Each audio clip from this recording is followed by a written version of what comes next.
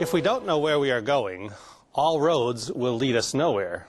Words attributed to Henry Kissinger, the former U.S. Secretary of State. In today's business and educational environments, selecting which road will serve our organizations best remains a critical task. And sometimes our selection reminds us of another often heard quote from Robert Frost. Because you may think the road you are taking is the road less traveled. Yet taking time to wrestle with the complexities and dynamics facing us and articulating where we are taking our organizations is essential to engaging those around us to achieve the next level of success. During our time together today, I would like to address two areas of defining our future. The first segment will be dedicated to looking at some of the trends that we are facing in the near future and how we might use foresight as a means to prepare for our future success. In another segment, I will review the many tools that are available to you as you look to define your futures. Tools that may be familiar, yet sometimes not used for futuring. Having foresight is everyone's job. There are some who specialize in looking forward to see what may happen over the horizon. Two of those people are Marvin D. Cetron and Owen Davies. Recently, they wrote an article in The Futurist detailing 50 trends now shaping the future, and list implications those trends might have.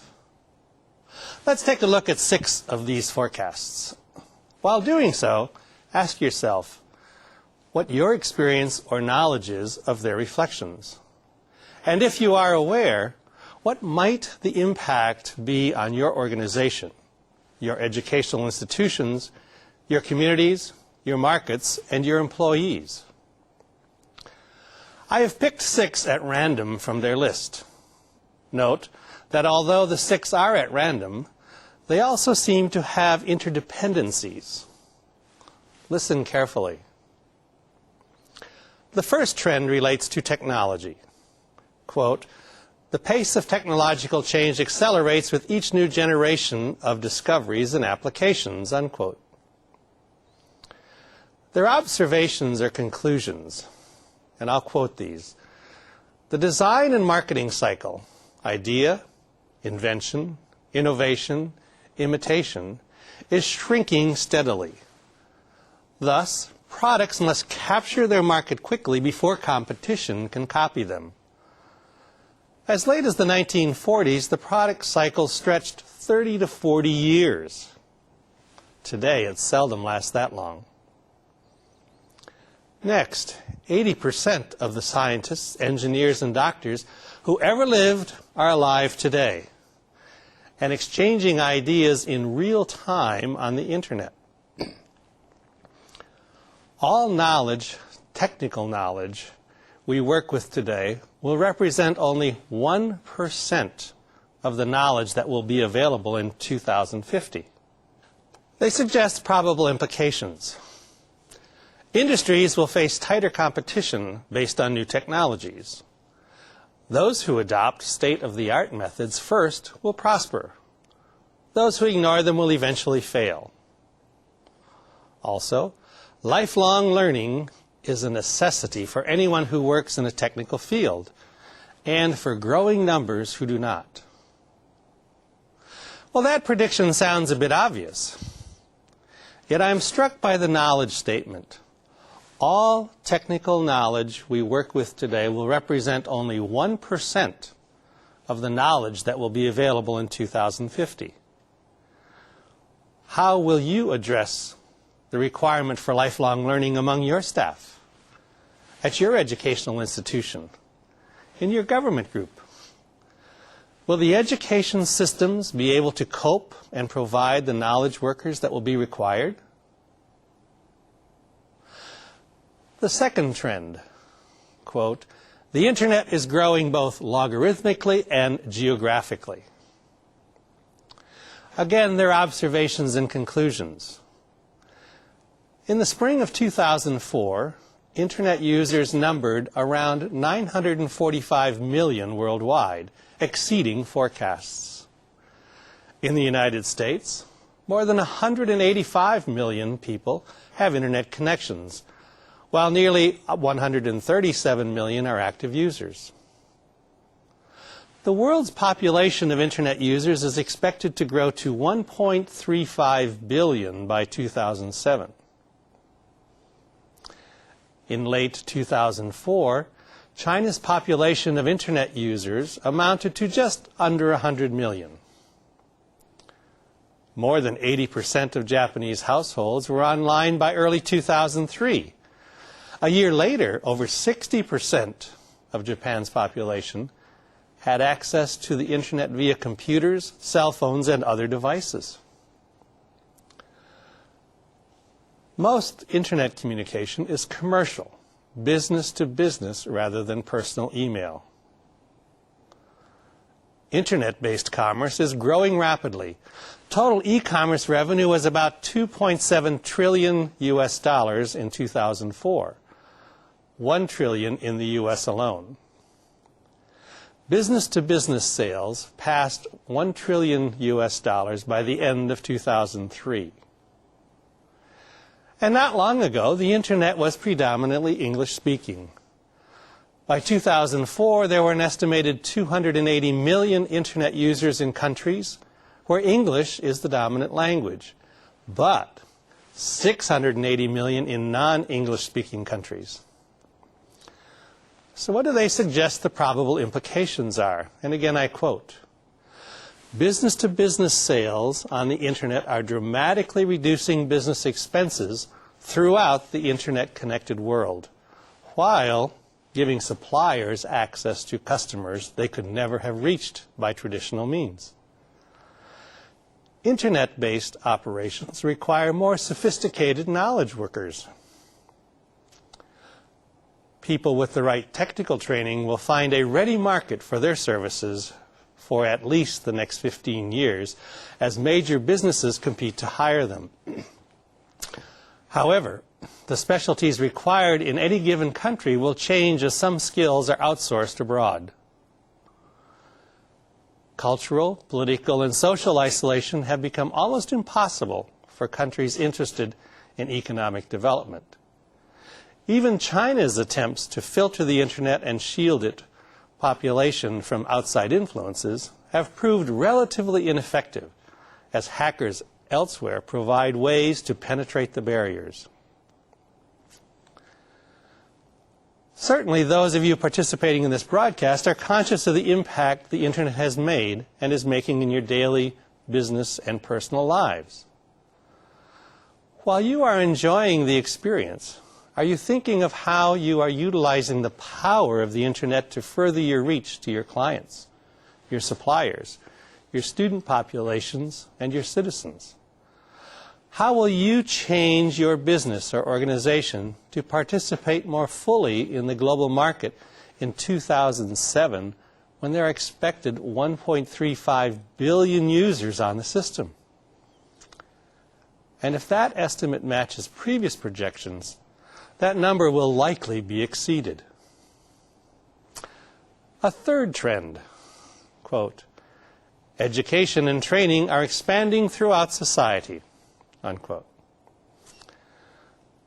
Observations and conclusions by Cetran and Davies, I quote again, "Rapid changes in the job market and work-related technologies will necessitate increased training for virtually every worker. In the next 10 years, close to 10 million jobs will open up for professionals, executives, and technicians in the highly skilled service occupations.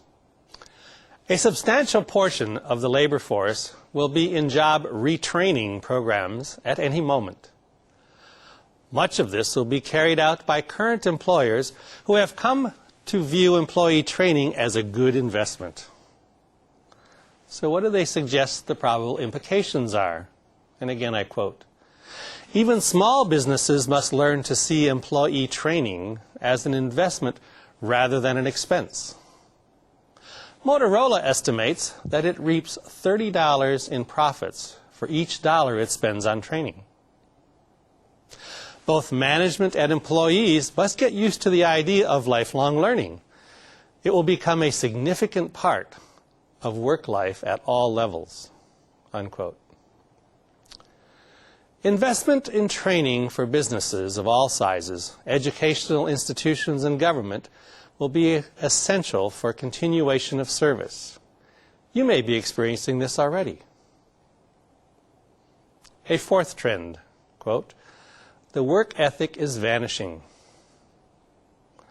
Job security and high pay are not the motivators they once were, because social mobility is high and people seek job fulfillment.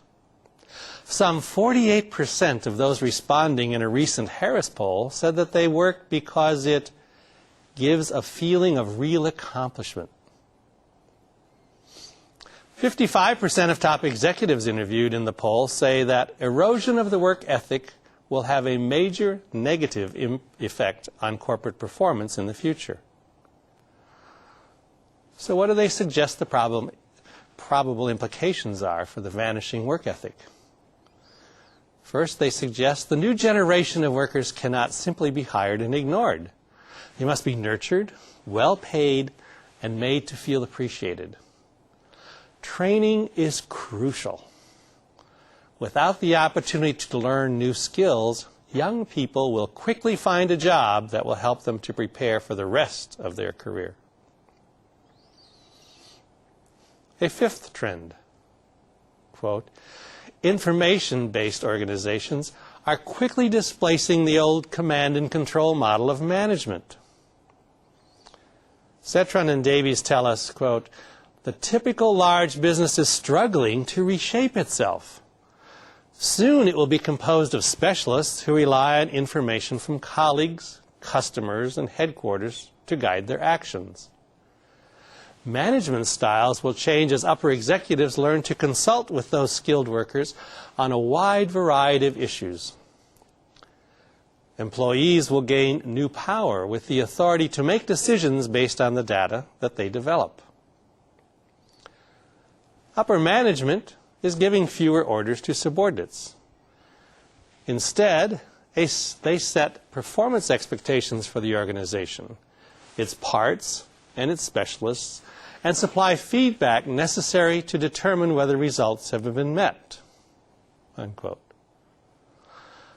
Probable implications in this shift away from command and control management, they suggest, are: this is a well-established trend. This process encourages the entrepreneurial trend. Many older workers have been displaced in this process, depriving companies of their corporate memory. Many firms may discover that they need to recruit older workers to help them to adapt to adversity. This is an area where the company I work for receives many inquiries, because since the beginning of the company 45 years ago, there has been an emphasis on retaining a very flat organizational structure. Command and control management was not part of the organizational design. Since many companies are grappling with changing their entrenched hierarchical systems with fewer levels, they're asking us, how do we do it? We've been doing it just as Citron and Davis suggest. Top management, together with the professionals, set expectations and work directly with each other to achieve those results. How is your organization managing this phenomenon? A final trend, quote, "On average, institutions are growing more transparent in their operations and more accountable for their misdeeds." What Cetron and Davies see happening is, quote, "China, rated by PricewaterhouseCoopers as the most opaque of the major nations, was forced to open many of its records as a precondition for joining the World Trade Organization. In India, a country generally regarded as one of the world's most corrupt or more corrupt, the Central Vigilance Commission has opened the country's banking system to even more effective oversight." So what do they suggest the probable implications are? Quote, "Countries with high levels of transparency tend to be much more stable than opaque lands. They also tend to be much more prosperous, in part because they find it easier to attract foreign investment. Greater transparency seems likely to reduce the operational effectiveness of the world's drug traffickers and terrorist organizations as well. A very significant example of this trend occurred at the recent G8 conference in Scotland. When the G8 members announced their commitment to provide additional aid to Africa, for the first time they included a requirement to fight corruption. The agreement stipulates that the African leaders must demonstrate that the money reached those intended, void of corruption, before additional funds will be released. What they were suggesting is Africa needs to become more transparent. How would you rate your business, your educational institutions, and your governments for their transparency? Reflecting back on those 6 of 50 trends from Cetran and Davies' article, you might find that each one may have an impact on how you think about the future of your businesses and organizations. You might also have insight into information particularly pertinent to your situation or country that will be significant to take into account for your future. For example, looking at our own company from a human development point of view, those 6 trends suggest we ask ourselves questions such as, is our innovation strategy clear? Is our innovation strategy treated as a core business strategy? Are we creating the work environment where innovation can thrive? Studies suggest innovation thrives in flat organizations with low command and control management and a culture that supports freedom to act. Are we leveraging new innovation across the company? Our future depends on our ability to bring new products and services to our clients rapidly and globally. Are we designing our work activities so that our staff can increase the amount of time they are attending educational opportunities while at work and away from work? Are we working with the educational institutions to help graduates recognize lifelong learning is an entry requirement for success in the future? To accelerate learning, are we offering material in ways that recognizes learning style differences? Are we looking at our job designs to ensure they include those drivers for performance that the incoming generation requires versus previous generations? For example, is the work defined in such a way that it creates motivation, excitement, and supports accomplishment?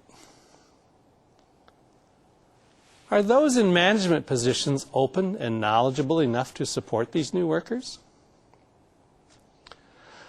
Since it is estimated that the average life cycle of an engineer's knowledge is 5 years, are we becoming more selective in whom we choose to employ?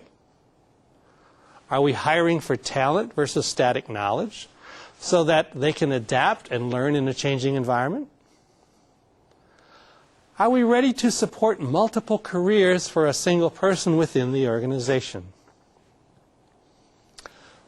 Those are just a few of the questions we are working on to ensure our success in the future. We have no choice. You have no choice. We all must recognize that unless we are willing to look at the information surrounding us, use a series of tools to help add clarity so we can make more informed choices, we will likely fail. We must look forward. As stated earlier, foresight is everyone's job. During another segment, we will look at some of the tools used for looking forward. Thank you.